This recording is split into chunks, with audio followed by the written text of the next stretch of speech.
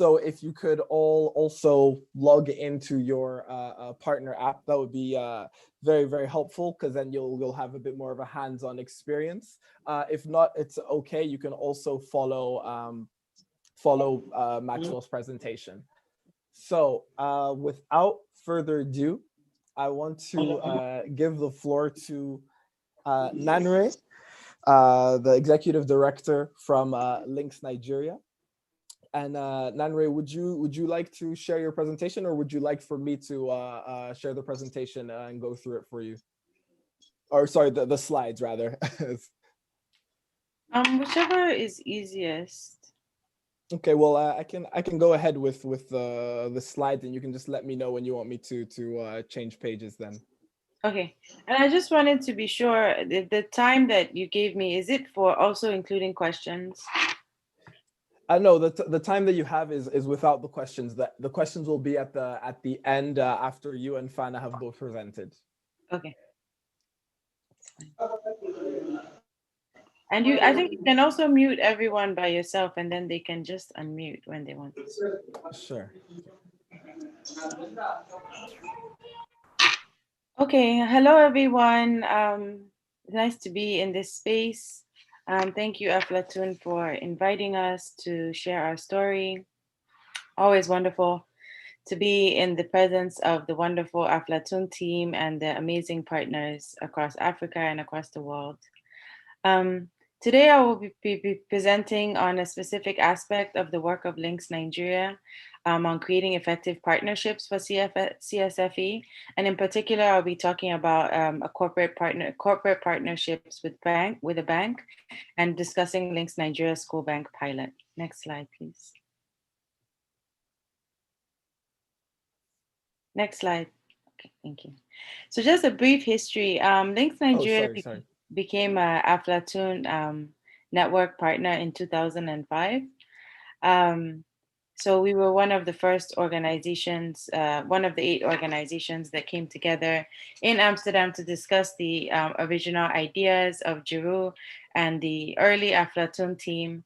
And we also, as an organization, were founded in 2000. So we have 20 years of experience in program implementation, curriculum development, advocacy, and creation of networks, as well as advisory services to government. So over the course of the last 15 years working with Aflatoun, our main focus has been the integration of, we have had 3 major thrusts. So the first has been the direct program implementation. So we have always been an implementing partner and have worked to implement programs, Aflatoun programs across the country, as well as to integrate Aflatoun programs and mainstream them into all of our curriculum. So financial education and social education have been integrated into all the programs of Lynx Nigeria. Secondly, we've been working on integrating financial literacy into the national curriculum. And that has been also one of our success stories, which I won't be discussing here, but which I will speak about. I'm happy to discuss with anyone at any point in time and share that story. We've also been working with, we also worked with, at that time, the CYFI and Aflatoun to begin the integration of social and financial literacy and to integrate banks into the entire process. And so one of our main partners over the years has been the Central Bank of Nigeria. And the Central Bank of Nigeria has actually been instrumental and in charge of integrating financial literacy into the curriculum and also bringing banks and other financial institutions into the process, as well as encouraging them and encouraging banks to implement financial literacy in their own programs and also to adhere to specific financial inclusion policies in their banking practices. So in 2018, Lynx, this is all the context of the project which I'll be discussing today. In 2018, Lynx began a pilot program with the United Bank for Africa, UBA, which is one of the larger banks on the continent and also has offices, I think, in over 18 African countries as well.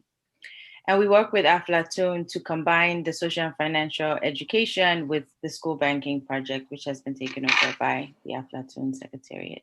Next slide, please.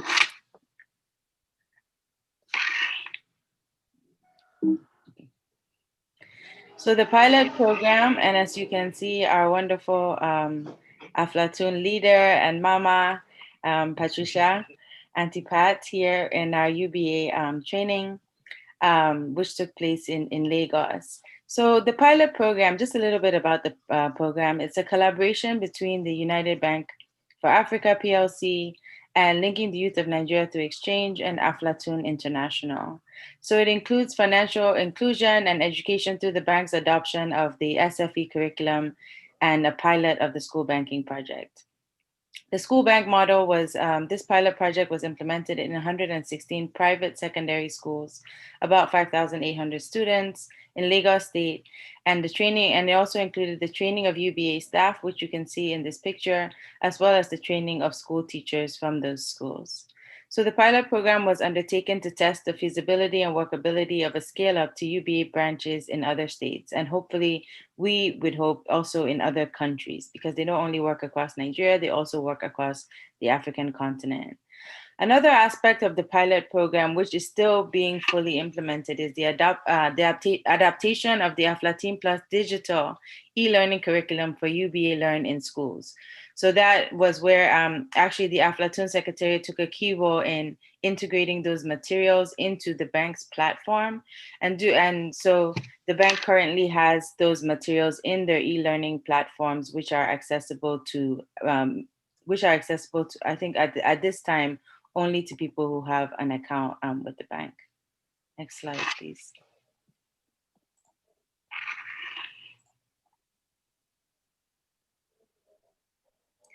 So just a little bit about the outcomes, but I'm really here to discuss more about the nature of the partnership. So overall, we had some success with the project. Some of the outcomes that you expect, we conducted, we used the Aflatoun, we used the Aflatoun tools to measure.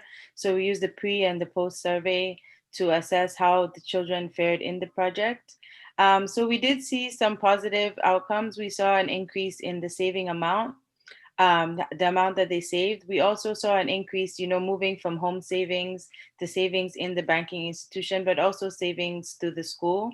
So the children would save, the students would save in the school, and the school would then deposit those savings with the banks. We also saw an increase in the frequency of savings. So students were saving more regularly. And that was also a very positive outcome, that they would be saving weekly rather than monthly or sporadically from different sources.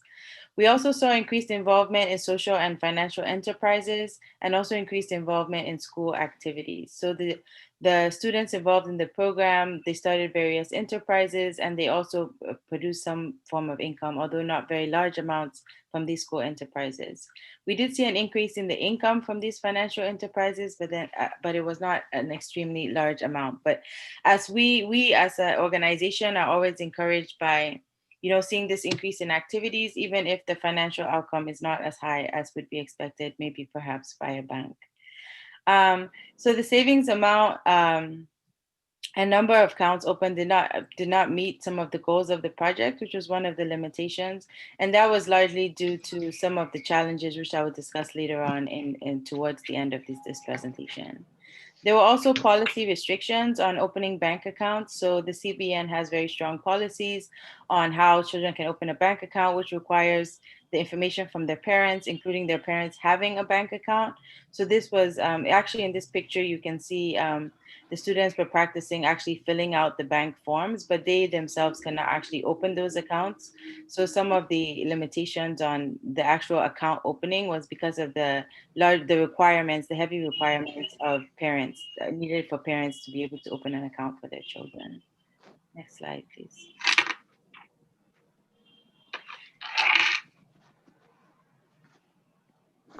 So some of the opportunities and challenge here in this picture, you can see it's a little bit hard to see, but these are the Aflatoun UBA like notebooks and savings ledgers.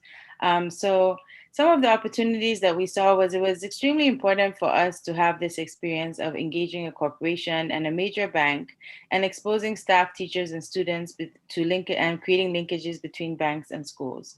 So oftentimes across the years, Lynx has primarily worked with very low income schools. We primarily also worked with foundational funders like the European Union, JP Morgan Foundation. So this was a new experience working with a private foundation. And it was also a very important experience because these are the institutions that we actually have to engage for the children to be able to open bank accounts. And also if they're going to be financially literate, it's important that the institutions that they interface with at a very young age are the same institutions that they will work with later on in life. Another opportunity was the opportunity to create and build a community of practice where curriculum goals meet the goals for financial skills and practices. So we want to see generally across the country and across our Aflatoun programs on the continent that it's not just teachers and students that are interested in financial literacy, but there's an entire community that is interested in engaging young people. So that the banks and the financial institutions are extremely important. Before we engaged the banks, before we engaged CBN, we were mostly engaging in cooperatives. And these cooperatives, even though they're very powerful, they are informal institutions. And there are several limitations, even of adults engaging in these forms of informal savings, which also includes some level of risk. So engaging with these formal institutions, with these financial institutions was extremely important. Some of the challenges of the project, there are sometimes, of course, differing goals and objectives between what an organization, a non-for-profit organization such as Lynx, or another organization is interested in terms of objectives and goals, and what a bank and a financial institution is interested in. So one of the examples would be, we have worked mainly with public schools, so those are governmental schools, primarily with very young, very low income populations, but a bank is interested in, of course, the profit margin, opening bank accounts, having large amounts of savings. And so they insisted, of course, in working with private schools, which they thought would have more money and more savings. And even though we never have the requirement that students have to open a bank account. Of course, the interest of the bank is that these students will open bank accounts, they will become lifetime savers. So at times, of course, the different objectives, we just trying to introduce the ideas of financial literacy and financial practices as lifetime learners, and the bank having that interest, of course, in even selling the project to their managers and to their shareholders, that this also will have some profit outcome for the bank. So the digital curriculum and the use in schools, even though it has been implemented, it continues to be challenging to use in Nigerian context because of low internet connectivity, the numbers of students that have access to phones, and of course, we would say we work kind of with middle income, these schools, and not necessarily the highest income. So still those challenges of use of the digital curriculum and students having access to that in their day-to-day lives. Also changing goals and priorities of corporate bodies, which we see across any organization that we work with. So we began with a specific team that was very interested and invested in the project. And of course, with different turnover, sometimes you have the bank changes priorities, maybe from focusing on children and child products to focusing on a different population. So for instance, some of the shift of the bank was, instead of working with children from in K to 12, they were more interested in working later on with students in tertiary institutions. So sometimes those shifts, you have to be able to deal with those shifts and manage the kind of risk and the mitigation. And of course, having a strong MOU and contract in place is extremely important in ensuring that the project is not adversely affected by any changes that occur. Next slide, please.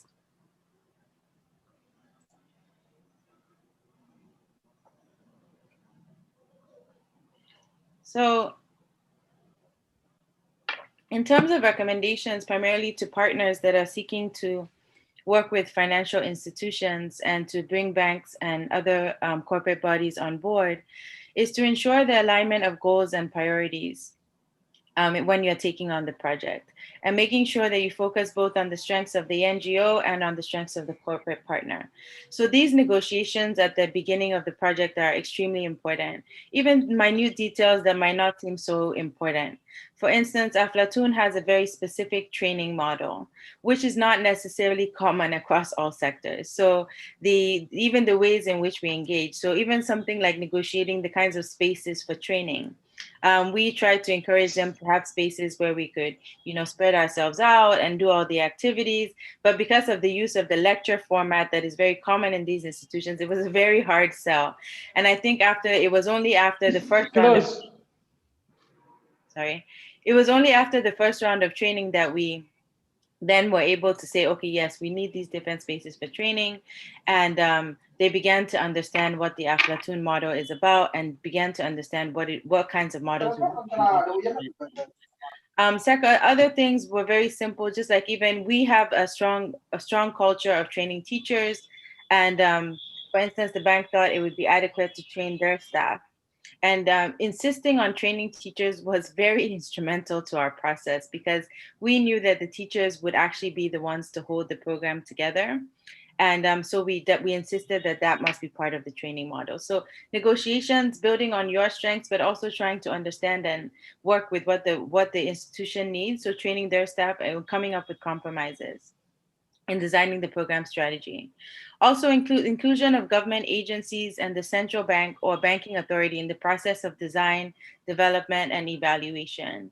And I would say that I would have wished we would actually have done this in a more integrated fashion, because although we are working and the central bank was aware and the government was aware and we had all the permissions, I think integrating them further would ensure accountability, even in terms of the bank knowing that other bodies and organizations have an interest and are also interested in seeing how this project takes place. Also, protecting the children and safeguarding them from unfair banking practices. It didn't happen in our case, but it's possible it can happen.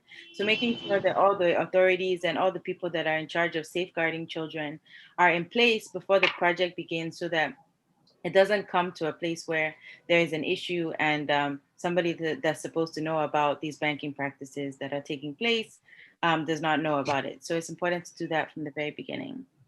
Also, one of the things that worked well for us was the creation of a joint project management team with a financial partner, and that met regularly, and there were clear feedback mechanisms.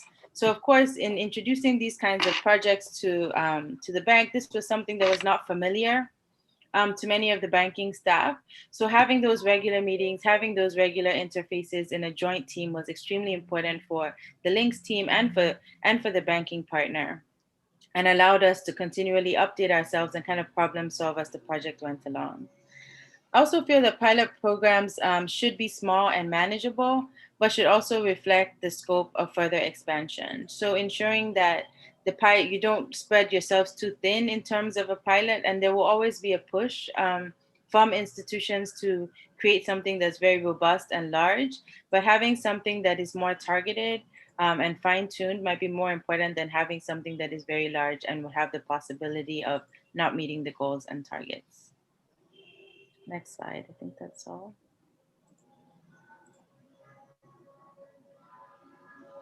Yeah, so I think overall, the experience that we had was very beneficial. We're still in the process of finalizing to see if the program can be scaled up to other parts of the country, and we are hopeful. So the learning experience has been wonderful. Also working with Aflatoun, as usual, it's always very helpful to have a strong international partner and to be able to work with different institutions and create partnerships that can be very powerful and positively impact the lives of our children, and also create a standard for what can be done when other banks and other organizations adopt similar programs. So I think I'm within my time, and thank you very much. Great. Thanks a lot, Nanre. That was really great. It's really great to hear, all of the kind of insights looking at public-private partnerships in that sense.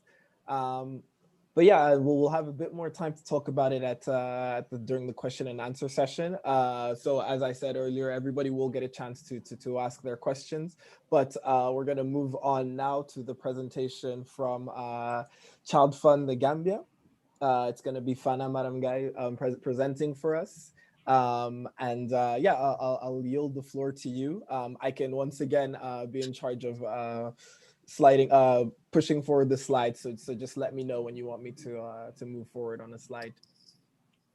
All right.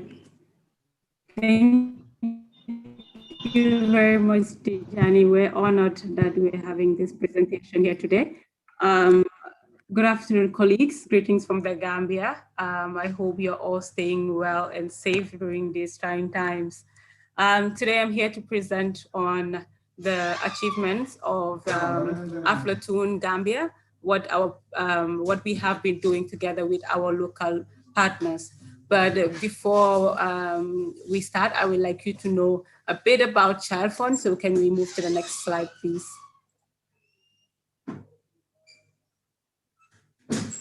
Our presentation will be about Childfund, give you a brief background, and we will also highlight some of the core elements and also the achievements, activities, challenges, and the ways forward will be discussed. Thank you.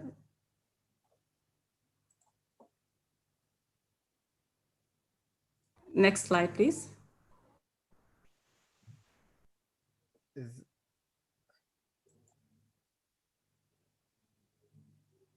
All right. Childfund the Gambia, it's under the Global Childfund International, which was established in 1938. And currently our headquarters, I'm sorry, can you go back to the other slide? And the screen is a bit slow.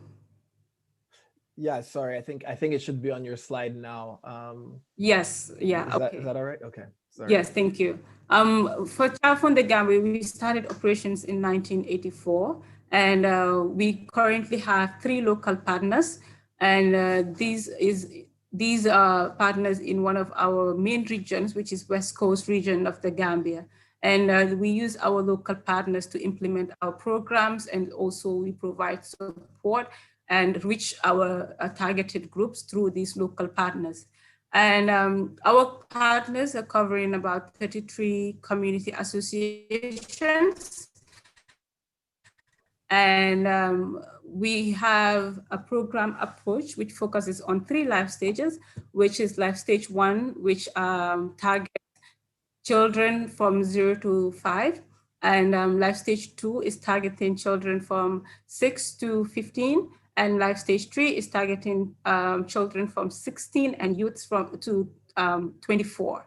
And through our life stage, we focus, for Aflatoun, we are focusing rather on life stage 2 and life stage 3, as we are combining Aflatoun and Aflatin, and hopefully looking forward to working on Aflo Youth soon.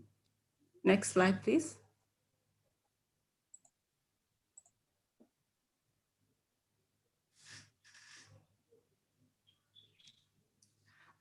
We piloted Aflatoun in 2010 in collaboration with the Ministry of Basic and Secondary Education. Initially, it was just a curriculum. It was just an extra curriculum where they have after school classes and other groups. And after 3 years of education, there was a review, and the concept changed, and we tried to integrate Aflatoun in the curriculum of the National Education Program at lower level, at the lower basic schools level. So currently we have more schools than the 18. Initially it was just in 18 schools, but currently we have more schools. Can you move to the next slide, please?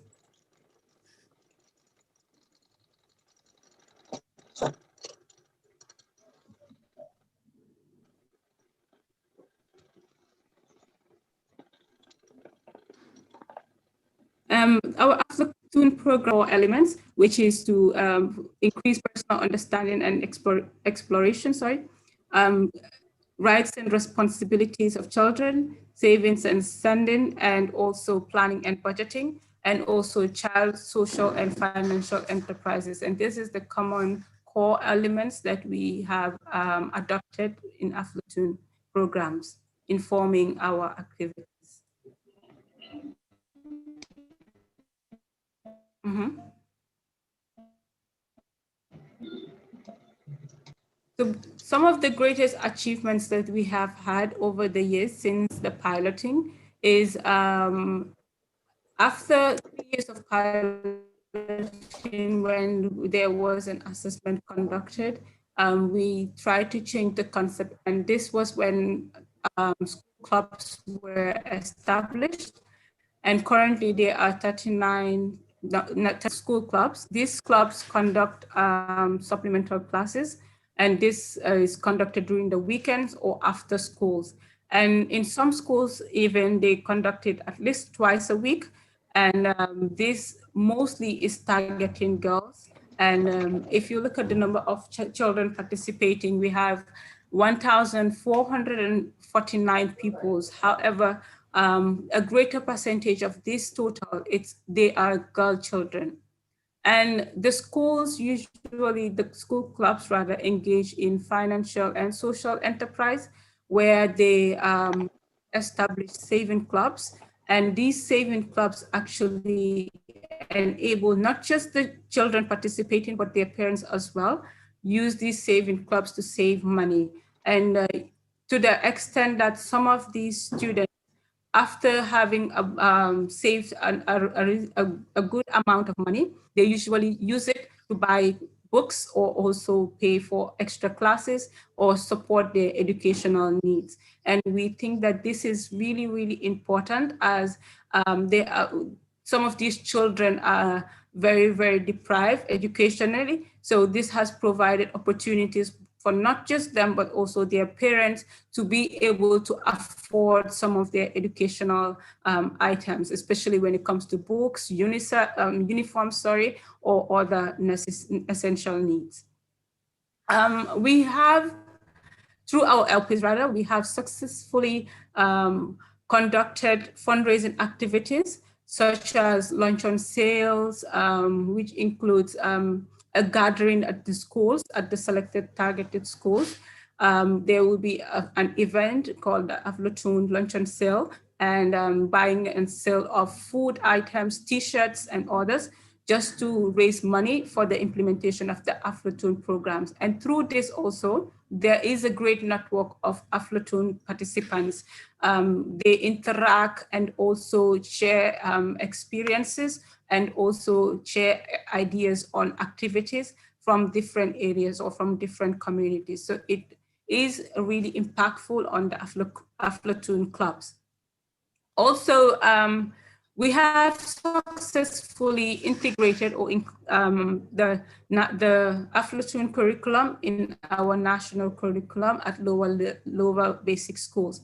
And this we have worked together hands in glove with the Education Ministry, which is the Ministry of Basic and Secondary Education, to ensure that Aflatoun programs are integrated in the curriculum.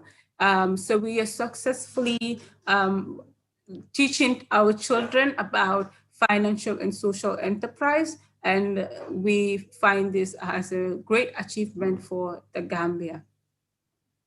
Next slide, please.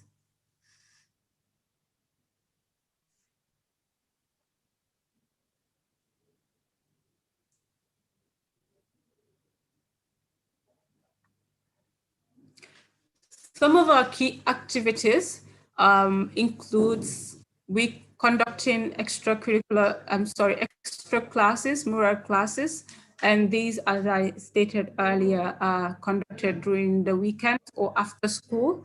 And also our LPs have been training teachers on Aflatoun programs, also for targeting child protection, because we think that Aflatoun programs really target child protection and focus on protecting children. And they have conducted several child protection trainings for teachers. And also they have conducted excursion tours to really, really historic places where children are learning about about history rather. And also they have, through these excursions, they are able to network. As I stated, we try as much as possible for the Aflatoun clubs to network and share experiences and also exchange ideas on activities that they can implement together, encouraging collaboration. Also, school gardening was introduced for last year, which is FY19, FY20. One of our LPs piloted this, and they really, really progressed with assisting the children to learn gardening skills, and also for them to provide food support to their families. as I stated, we target children who are less privileged, hence these also increase their financial enterprising skills. They also hosted quiz and spelling competitions, and these were conducted among in different schools, and it was really, really successful. Aflatoun Day is celebrated every year. Since we piloted Aflatoun, our LPs has added this activity on their calendars. Yearly, they celebrate the they celebrate Aflatoun Days, whereby they recommit themselves and also advocate for Aflatoun programs to be highly implemented in all schools. And hence it has now been integrated in our curriculum. So this is served as a very, very key advocacy mechanism for our LPs. School-based social activities includes drama, gardening, and talent shows also were supported. And this is all these activities are gladly funded by Childfund the Gambia. Please.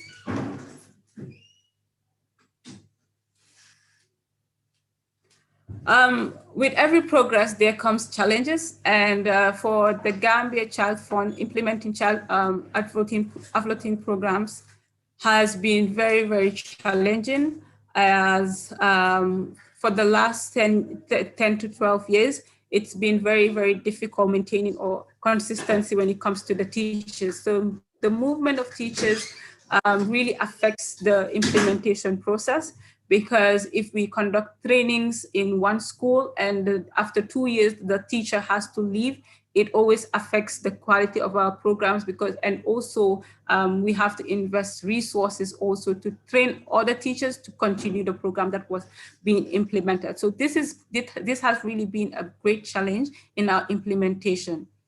Also, effective monitoring of the program. It's been very, very difficult, especially if we want to get data on Aflatoun programs. It has been challenging to get the appropriate numbers, hence why we want to really extend or have a monitoring and evaluation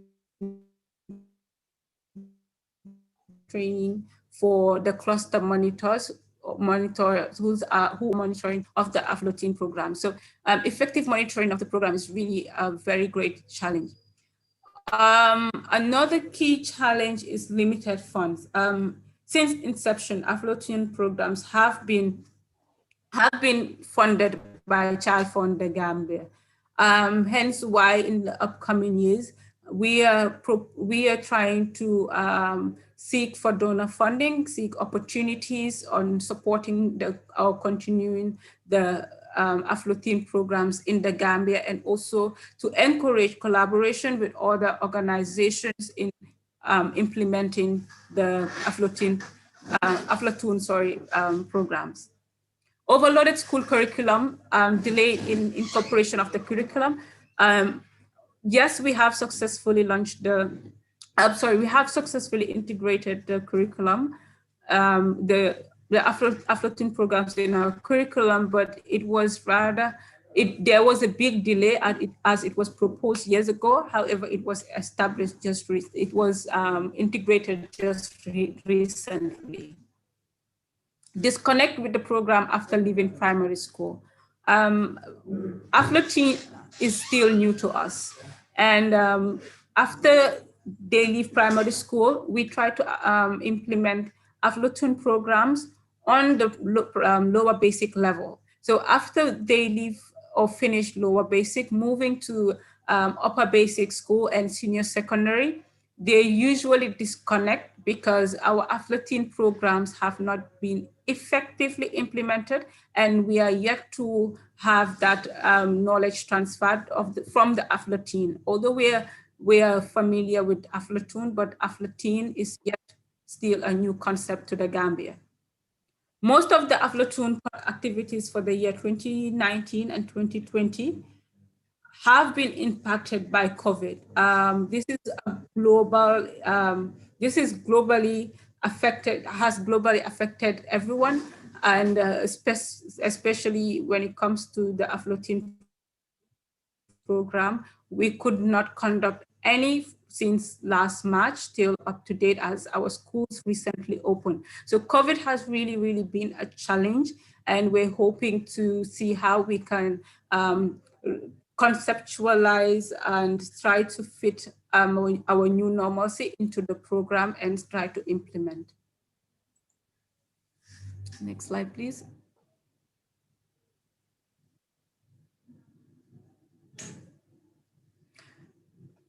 Way forward, what are we supposed to do from here, or what are we recommending to Aflatoun? We plead with the Secretariat to provide technical and financial support for effective implementation of the program. Training. So we have proposed to Aflatoun to provide trainings and build our capacity on Aflatoun. And as we stated, the challenge of Aflatoun programs disconnecting from the primary Aflatoun and also Afla Youth, and then we can have effective implementation of the program. For financial support as well, we are looking for donors, or we're looking for partnered agencies who can support us in the continuation of the implementation of our programs. We also encourage government to keep committed teachers to the Aflatoun programs. And also, if they are providing replacement, let it be a recruitment whereby they are fully capacitated before they replace with the ones who's already capacitated. So we are really trying to work on that with the Ministry of Basic and Secondary Education. Interdisciplinary monitoring team be instituted and their capacities built to enhance effective monitoring. As I stated, effective monitoring is a big challenge. So we are recommending a monitoring team to be built to focus on the Aflatoun program so that we can have the data available whenever necessary. We also want to link Aflatoun to our upper basic school and continue our programs just beyond the primary level. This can be linked to the first recommendation that we stated. Second, rather. Increase donor funding for the continuation of activities. As we stated, we are trying to build partnerships where we will increase our funding for the implementation of Aflatoun activities. Next slide, please.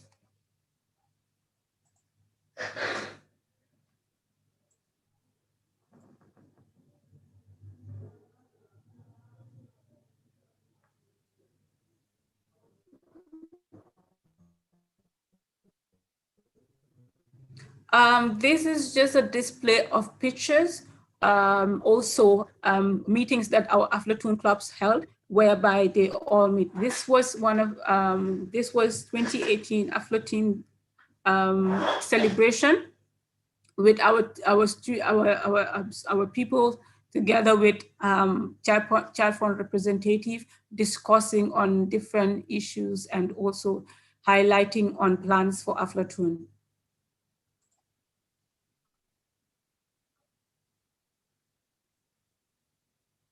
Next slide. This is a display of our children as well, as part of our clubs, Aflatoun clubs, with government officials. That's the minister, the ex-minister of, that's the ex-minister of the Gambia, Ministry Basic of and Secondary Education, together with our Aflatoun club. Next slide, please. Yes, thank you very much. Great. No, thank you, Fana. Yeah, thanks for the presentation. It was really really fantastic. I want to highlight really that it's great that well, especially with Childfund the Gambia, the beneficiaries were able to you know work in small enterprises and actually put put into practice what they had been learning, which I think is really exciting. And with both of the partners that were both Lynx Nigeria and Childfund the Gambia, we see, examples of collaborations between public and private, as well as government engagements. I think those are really, really important things to highlight. But I also need to apologize. I didn't introduce you to my colleague, Diana Valdenebre Alcalde. She's a program support officer here at Aflatoun, and she's been helping not just me, but all of our program managers with the regional meetings we're having right now. She's also helping me moderate today. So I think if there, we'll turn it over for question and answers now. And if there's any questions, I'll let Diana take over from here.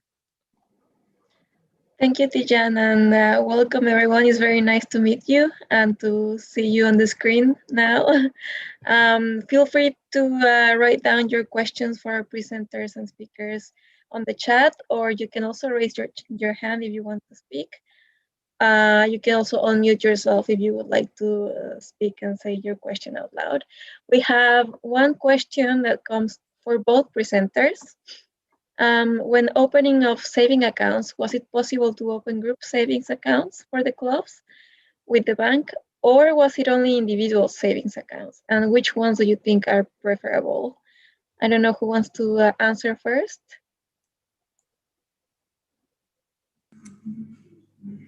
I can answer. Oh, go ahead, please.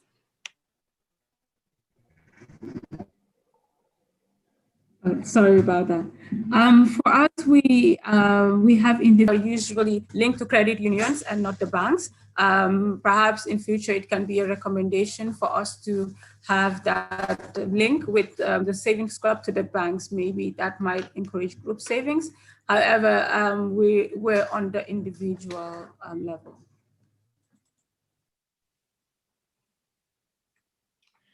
So, and I also want to say my program manager, Gaye, is also on this call. So he can also help if I make any, he's the one implementing all the programs. I'm just speaking. But we have opened both. And I actually think that we before we did work with, they're not called credit unions, they're called cooperatives. So cooperative unions here that have work essentially the same as a credit union. Where the individual savings are collected by the cooperative and then, of course, deposited in a bank or a financial institution. And I think that model worked very well with children, especially with children with very small amounts of savings. But with this, so with the bank, they wanted them to open individual accounts. But in the end, as I said in my presentation, it was extremely problematic because the barriers for children opening accounts were demonstrated in the course of this project. So, but then again, I think it was important to try that. And so now we kind of have the evidence to say, we're going to go back to the CBN and say, look, you're actually creating these barriers and maybe something. And we had these negotiations with them before. We've been trying to get them to relax the regulations for children opening accounts. They have been resistant. So it's important also to be able to make this case and say, well, children with low income and may not be able to open these accounts. So in Nigeria, we have something called the BVN, which is the bank verification number. And so a lot of parents they had to fill that out and they had to create that on the form. And so they were unwilling to share this information with the school. They were unwilling to share that information with the bank. Sometimes they didn't necessarily want to open an account with that bank. They wanted to open it with another bank. And so there were various things that inhibited the opening of personal accounts.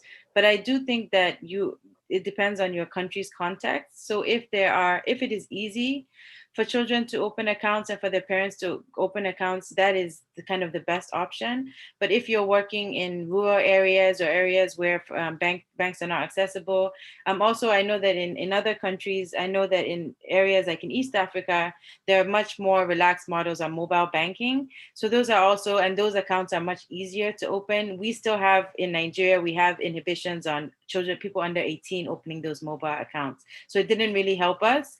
But if there are possibilities for that, and that also works well in rural areas for individuals to open individual accounts as well. Thank you for your answers. And we have another comment here. It's a little bit linked, I guess, to the previous question. Joseph says that he's a little bit worried about the participation of parents and caretakers to the Children's Savings Club. He mentions that he believes that children should be left doing their own thing in terms of savings. Do any of you have a comment about this?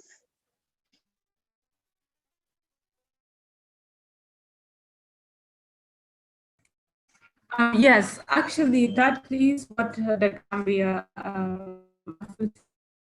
program encourages. This is because, yes, we are encouraging children to have financial freedom, but I think the parents also can provide guidance. As I stated, our targeted children are really in need of financial assistance. So showing not just them financial skills, but also they're extending it to their parents, it's a plus. That's how we see the approach. Thank you. I definitely want to, I hear the concern about parent participation. And there are positive and negative implications, of course. Yes, parents, these are children and they are protected.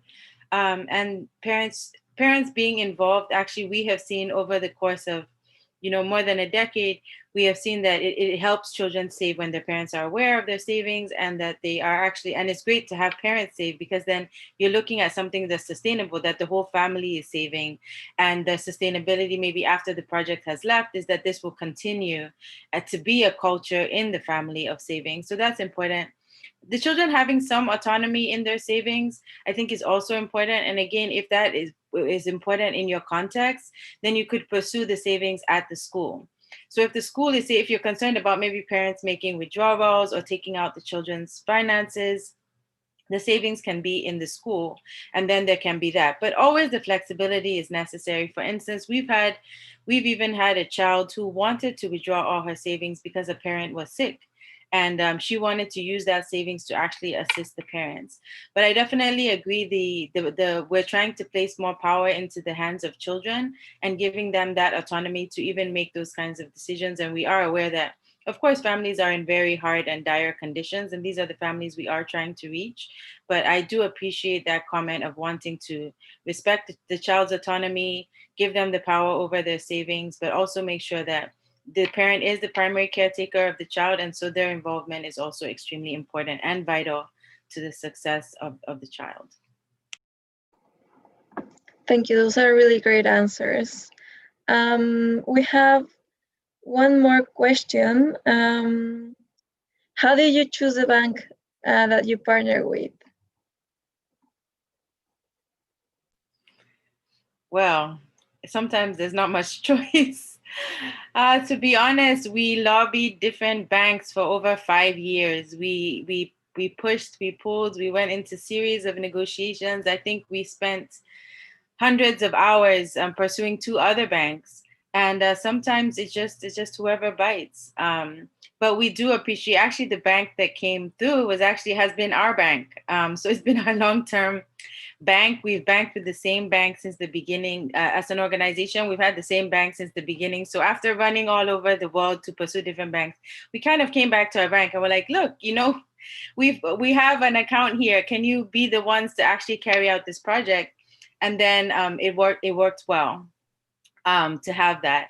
But I would say definitely, and then of course they're very competitive. So once one bank took it up, then the other banks are like, oh, we don't want it anymore. So we're yet to see how that will play out in terms of getting other banks on board. But yeah, I think just kind of shopping around, finding out which banks kind of have the same values. The bank should have the same values, the same practices. So you don't want a bank that most people think is mean to customers, they're not accessible. We also had the geographic locations. We wanted children to be able to actually enter into banking halls. So we chose a bank that had many geographic locations in rural areas, and could also, really have their staff had to go to the different locations. So we had to choose a bank that was also had many locations to be able to access the students and have that one-on-one interaction. It's good to hear from your experience. And a follow-up to that question is, did these banking requirements were they a barrier to the success of the program? Were they, I didn't hear the word, were they at variance? A barrier. A barrier, okay. Yes, so I would say that some of the banking, and not to the, so there's two, as I said earlier, you know, there's what you want to achieve as an organization and sometimes what the bank wants to achieve. And I think that we as an organization, I think most of our goals were met. Children saved more, had more trust in banks, they had more frequent savings. But what the bank desires and which we really have to seek is that they wanted those accounts, those account openings. But one of the things that they didn't anticipate was that there are some of the challenges that they faced and they wanted the project to solve. We couldn't necessarily solve. So we need to also go back to policy. So the bank was like, oh, why are we not reaching these children? We want more children to enroll. And we also want that. So we have that same desire, but then the policy and the barriers are there. So yes, there were some barriers, and yes, you still have to go back. So we still have to go back to the central bank. We still have to address policy issues. We still have to try and see how we can relax some of these barriers. But so yes, it was. And yes, it's important to realize that you do have to still work with policy actors and create those environments where it's much easier to open accounts.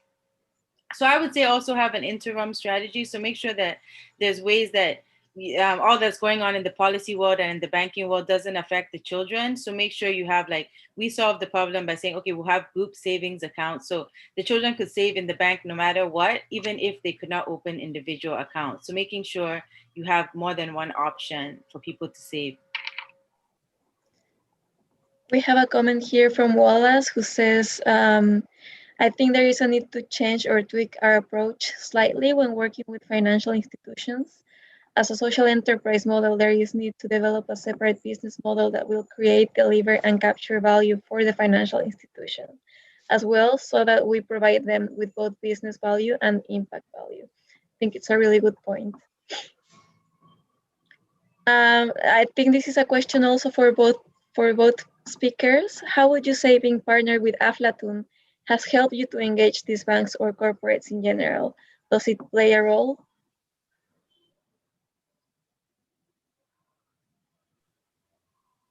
I would say it definitely plays a role.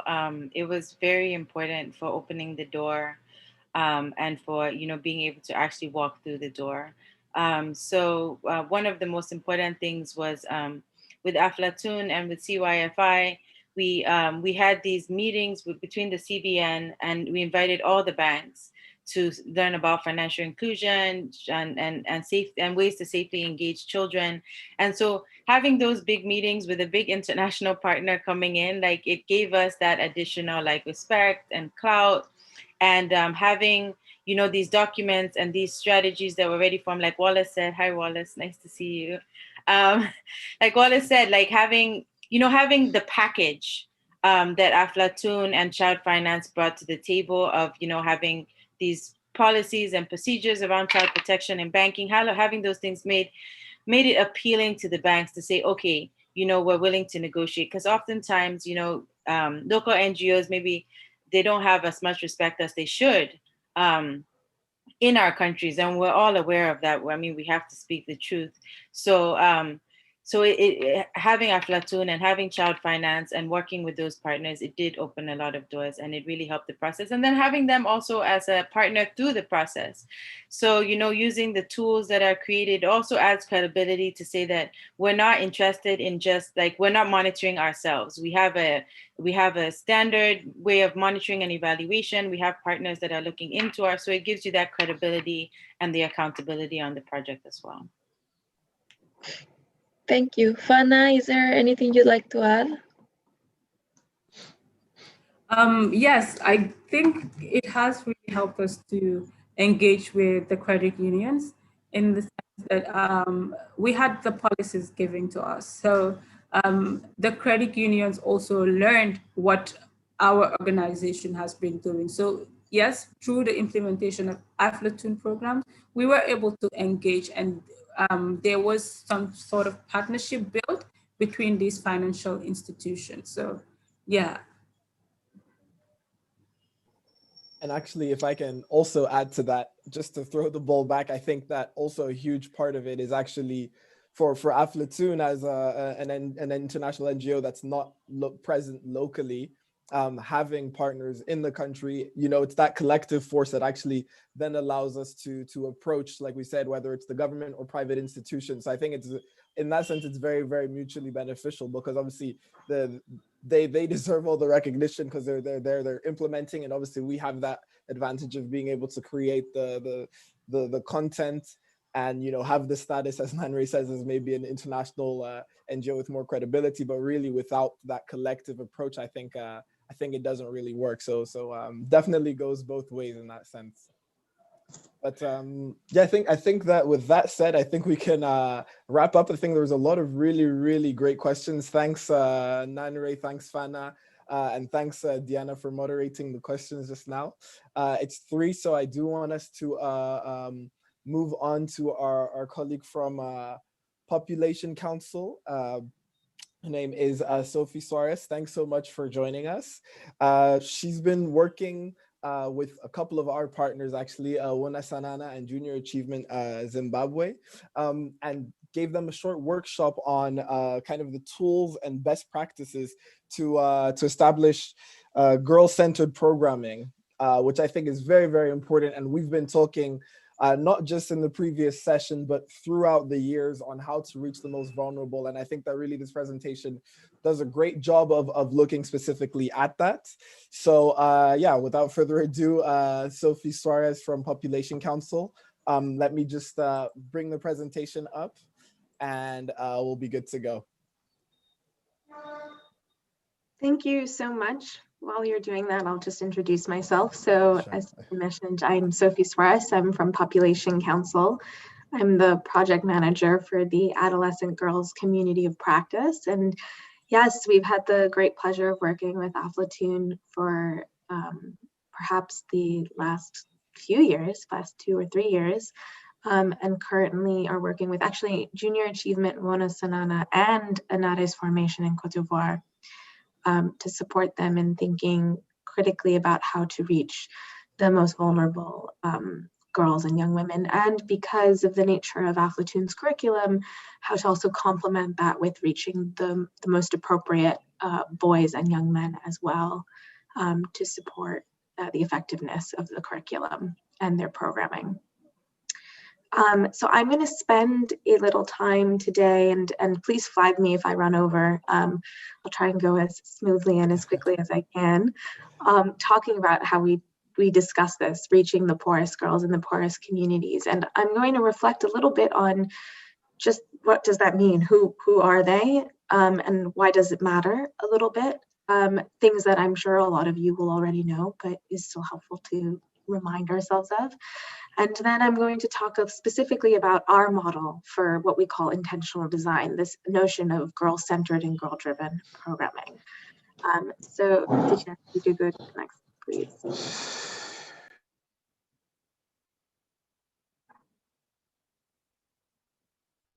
Great. So let me just tell you all a little bit about the Adolescent Girls Community of Practice. For those of you who are not familiar, the Population Council is a research organization.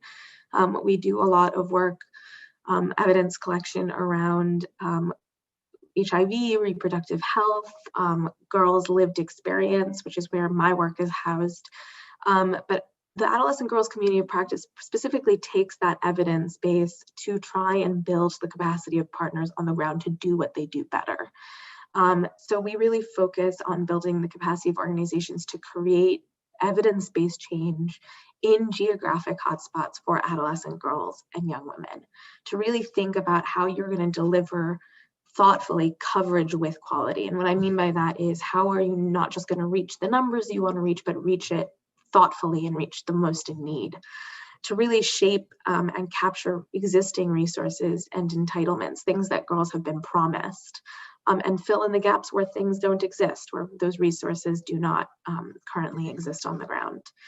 And to innovate content, to really think about tailored, thoughtful program content that can be delivered through young female-centered structures, and preferably through a cadre of mentors.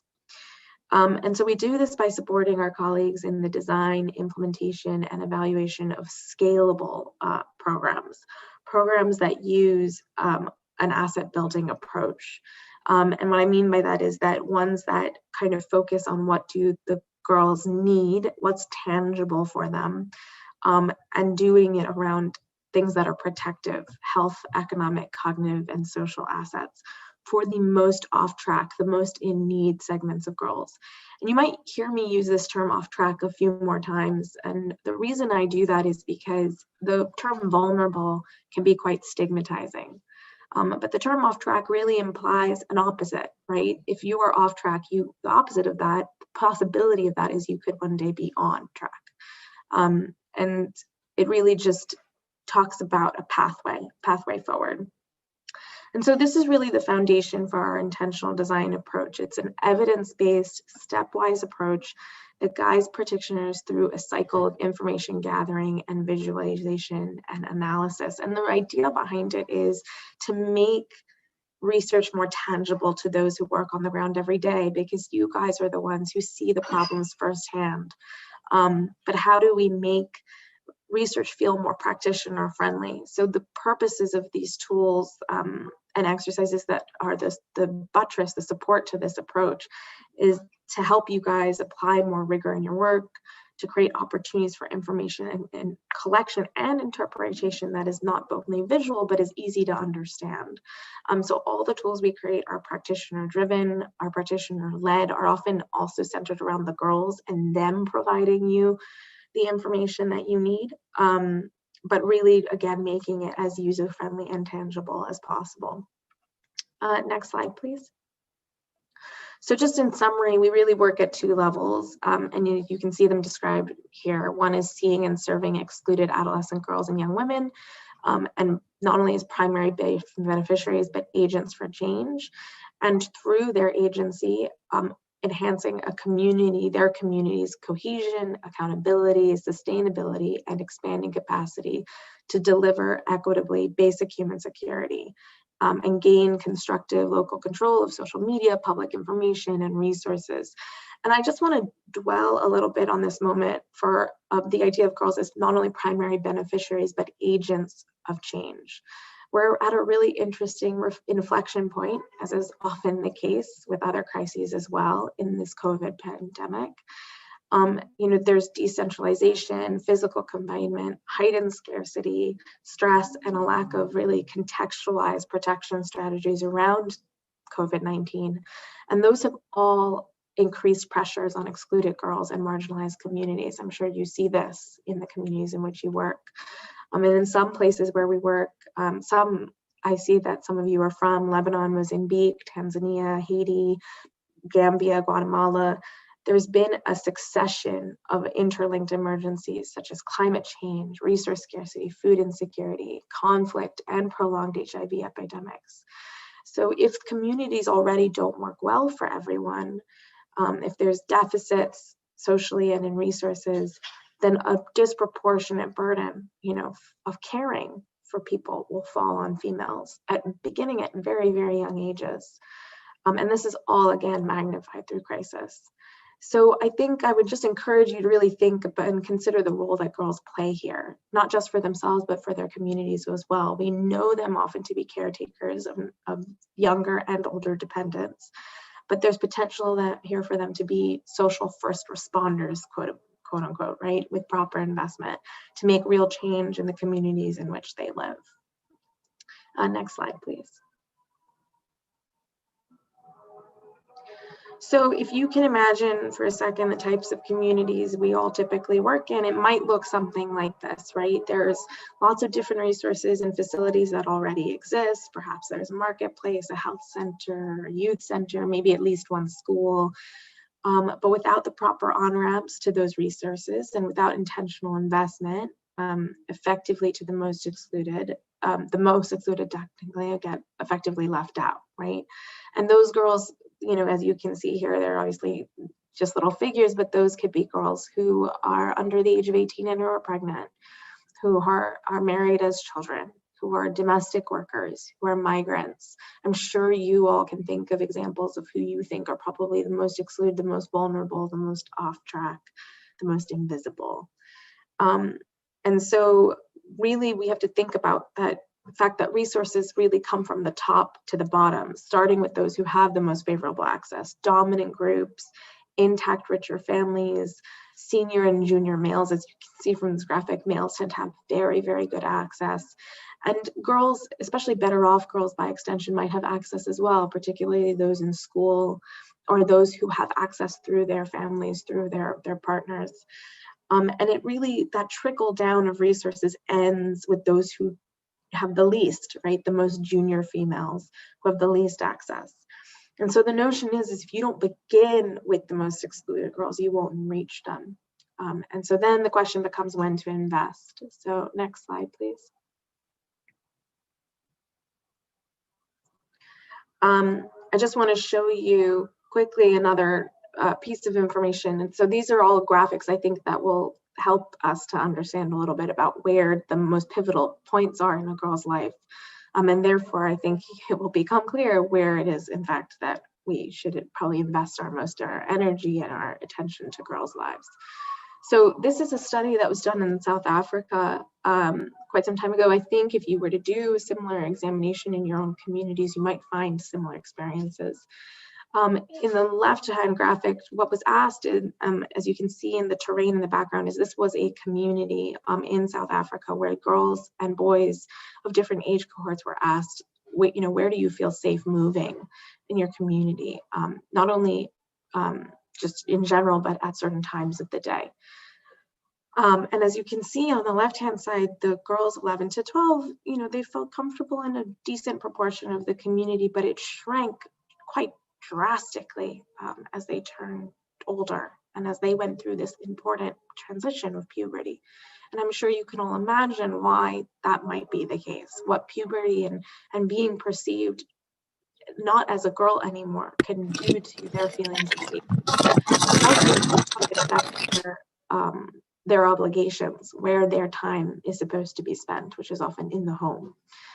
And then to the left, you can see the vast difference between the 14 to 16-year-old boys and the 14 to 16-year-old girls. And I will say the one thing that's not shown here is actually for boys, it got bigger as they got older, whereas for girls, it got smaller.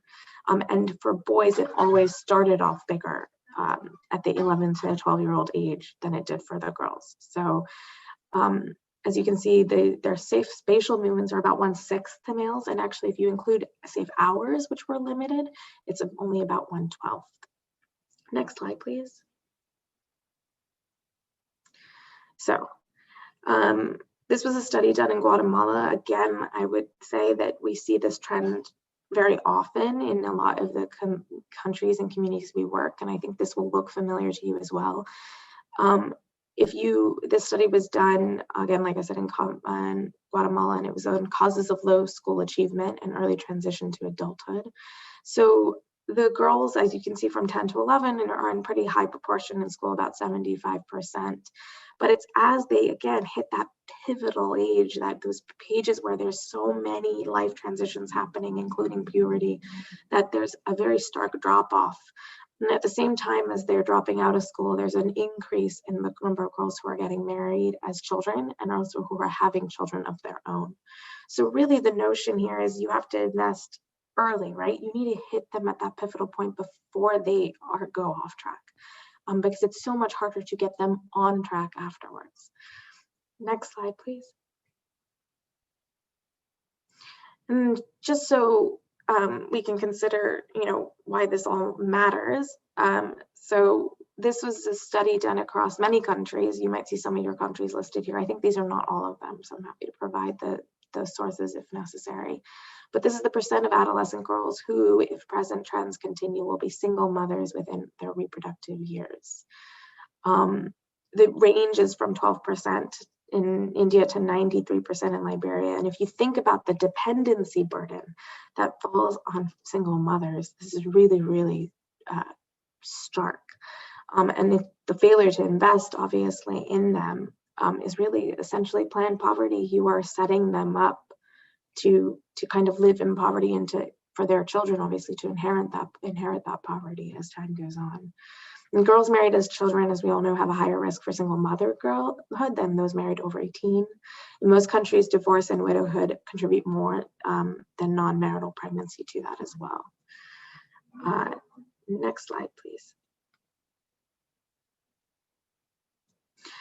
So with all that in mind, like why does, that was just a bit about like why this all matters and who these girls might be. We are here to kind of support people and our partners in figuring that all out, especially in their specific geographies. And so we take on this model, what we call intentional design. So the intentional design approach, as I mentioned before, is an evidence-based model for the design of girl-centered programs. It generates a cycle of information collection and analysis, and it really supports practitioners in making thoughtful selections of where to work. Where are you actually going to prioritize your investment, your programming, your staff, your resources, by using disaggregated subnational level data and pulling key information from the girls' walkable home communities where they exist. So in thinking about that graphic before from South Africa with the boxes, thinking about how do you program within that area in which she lives. It won't make sense to set up a youth center that you're supposed to serve her if that youth center is not within reach for her, right? If that's not a place that is safe for her to go. So that's what we mean when we say walkable, to thinking really intentionally about setting up activities in the places that are both socially and physically accessible to her. We help you by sorting those girls, the girls that you see in these communities into like situated populations, or what we call segments, for more targeted programming. Girls is not a homogeneous group, right? It's quite heterogeneous. A girl who is 10 to 14 and in school is going to have a starkly different need than a girl who's 15 to 17 and is already married. And then we support you in planning segment-specific programs, including working on the methods of recruitment, mentoring structures, meeting venues, and the program content you'll identify and use. While the learning is very sequential and stepwise, as you can see here, it's steps 1 through 10 very clearly. Each piece of evidence collection can really build from the preceding one, and it's not unidirectional. I would say it's a very iterative process. You can always go back and refine previous steps taken, or use what was gained from one step to really inform the others. And it's really a first draft kind of approach. It's meant to promote fairness, to promote innovation and creativity, and lay the basis for effective research and evaluation. So I'm just going to run through these steps quickly with you. You can obviously read them here, but then I'll just go through them in a bit more detail. So really thinking about identifying the places with the highest concentrations of off-track girls, seeing then, once you've identified those places, who are the girls in those places? How are they being affected? What does their community look like? Step 3 is to then segment them, think about them in these like situated and relatable groups. Prioritize who you're going to work with. Who are the girls you will make an effort, make an investment in, and really find out where they are, not only in relation to each other, because they need to build their own social networks, but also where they are in relation to existing resources. Recruit them, right? Intentionally recruit them. Secure a safe space for them to meet, one that is theirs and theirs alone. Being mindful also of seasonal stressors and risk scenarios. And I'll go into that in a bit more detail, but a lot of programs will build around a community's own schedule, whether that's the school year's calendar or holiday schedules. But the reality is that it's even in those times when school is not open or there is a holiday at play that girls are actually at more risk in most instances. So how are you going to make sure this is available to them throughout the year? Building Indigenous social support, and what I mean by that are mentors who can serve these girls, deliver content, provide support, and be a link to resources. Build meaningful content. So what do these girls need and how are you going to tailor it to them and create it in a way that is measurable? Programmatic on-ramp. So thinking about, you've created the the program content, but now there's things in the community that are supposed to exist for her, but she's not accessing them. So how are you going to build that avenue to access them? And you really just pull it all together into a kind of systematic per segment planning. Next slide, please. And thank you, I see the time warning. So this is just an example from Ethiopia. This was an analysis done. The purpose of the program was to address child marriage, and the donor had tasked the organization to work in Addis for a multitude of reasons. For those of you who are familiar with the country, it's a very accessible city. It also has its own issues. As you can see in here, about 8.4 to 12.4% of girls are married before the age of 15. But what they did was they had analyzed, well, is this where the best use of our investment is? And they were, again, mostly concentrating on child marriage issues. And what they found was that in Amhara, there were 42% of girls getting married before the age of 15. So if their concern was reaching the highest concentration of off-track girls, which they defined around this issue of child marriage, then it made more sense to go to Amhara. And so this is what I mean about kind of really finding your hotspot geographies, using the data that's available to you to do this sort of analysis. It doesn't only have to be around child marriage, it could be around a multitude of factors. It really depends on what's most important for you and your purpose in your programming. Next slide, please. But once you've done that, then you have to kind of identify the communities in which you will work and who the girls who make up those communities are. And this is where one of our tools, which we've been working with Aflatoun on implementing, comes into play, which is the girl roster. I'm happy to spend a whole other session talking about that tool, but I'll just dive into it a little bit quickly. If you can imagine this is your community, the Green Oval, and there's tons of homes there and you don't know who lives in these homes, the girl roster is meant to help you do that. You go household to household, and with a very quick phone, tablet, housed survey, you ask about the girls who live in that home. It is not a research tool. It is meant to be programmatic, but it captures for you a summary, a snapshot of who those girls are. And through that tool, you can then, after you've collected all that information, segment those girls into the separate groups they kind of belong to. And if you go to the next slide, I believe you can see how those results look. So this is an example from Haiti, and I'll just go through this briefly, but what you can see here is that this was a community in Haiti where the total population of girls, if you look in the bottom right-hand corner, was 1,846. It's a pretty densely populated place in which these girls are living. And it's sorting them into key characteristics: their age, their schooling, their marital status, their childbearing status, and their living arrangement, whether they're living with parents or not. And the reason we prioritize those 5 alone is because that already tells you a lot about a girl's life and whether she is thriving or not. And why? Because these are basic entitlements she's been promised. We all work in countries where she's been guaranteed a certain number of years of schooling, to be allowed to get married after the age of 18, to be legally allowed to therefore have children after the age of 18 as well. And even though this isn't in law, there's also an expectation culturally and in some cases legally that she has some level of guardianship or parentage. She's not living apart from her parents or a guardian. And so if those basic entitlements are not being met, then she's already falling off track. And that's what this table is meant to help you see. Next slide, please. You could also ask this question of, well, also, are we reaching her? Are we, in the current programs that we are running, are we reaching the girls we need? And so in each of these cells, what you can see is we took that same information, but we all asked the additional question of, is this girl participating in our program? And in this case, this was an organization that was running a very conventional reproductive health HIV program. And of the participants they had, 1/3 were pretty well-off girls. They were 15 to 17, living with both parents, in school, unmarried, which is that box on the left-hand side. but they were reaching none of the girls who had babies and none of the girls who were married.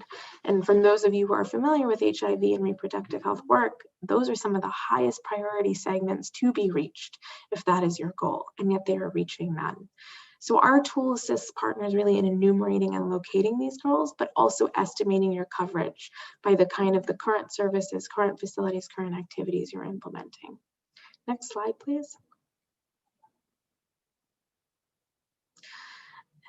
So once you've kind of seen them, then the next step is to not only see them in relation to each other and key resources, but also recruit them. And so this is just a kind of a rendering of what a roster result might look like. It does include GPS, and it does allow you to see where the girls are located in specific segments. This is obviously not a real map, but as you can see, this would be a hypothetical. You could see where all the girls aged 10 to 14 in school are, which are the girls in orange.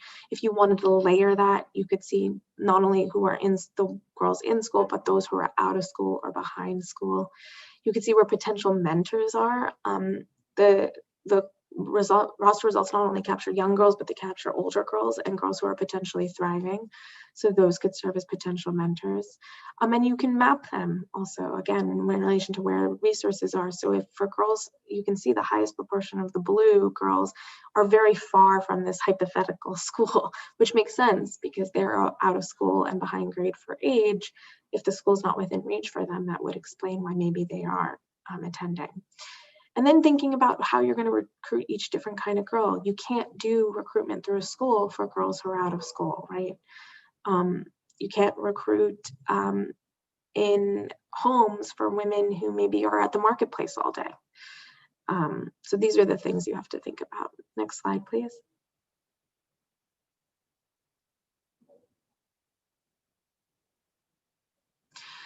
And again, I would just emphasize that I think this has become abundantly clear all along, but you've probably experienced this as well, that a girl's community is not merely physical, but social as well. It's not only about where she physically can go, it's about what is allowing her to or to not go. So, and this is perfect, step 6, really holding space for girls is then the next most important thing, creating a space that is hers and hers alone. So things to really consider is her physical and social access. We've seen partners who will set up programs in places where girls don't feel comfortable going, for example, schools, but during off-school hours.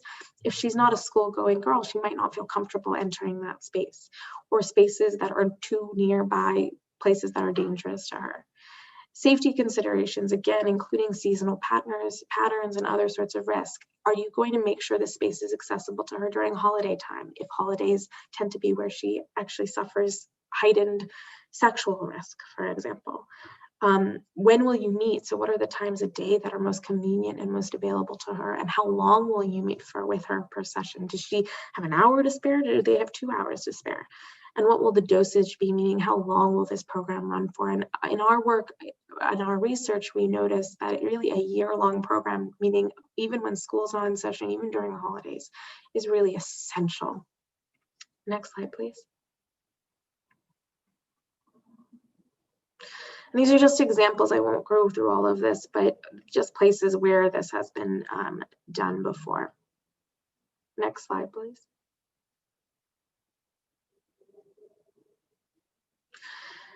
And again, then you have to really think about who are going to help you see this program through. And I would be very encouraging of you guys to consider mentors, girls who are familiar to the girls who are participating, and give them that kind of comfort level to attend. Mentors can really offer girls safe access to programs, can increase regular participation, especially among the most vulnerable. They see someone who looks like them, who's relatable to them, is slightly older, is not a family member, and they feel more inclined to come. They can strengthen the learning environment.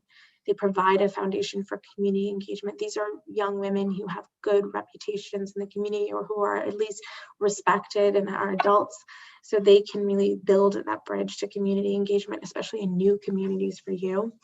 And they can deliver sustainability. Mentors, we've seen many programs, mentors become staff, participants become mentors, and the cycle continues, and everyone kind of grows in the program and continues to engage.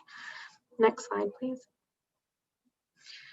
And then I mentioned before, we take an asset building approach. So when I mention building meaningful program content, we really think about tailoring that around assets. How are you going to build her assets and skills around the things she needs the most?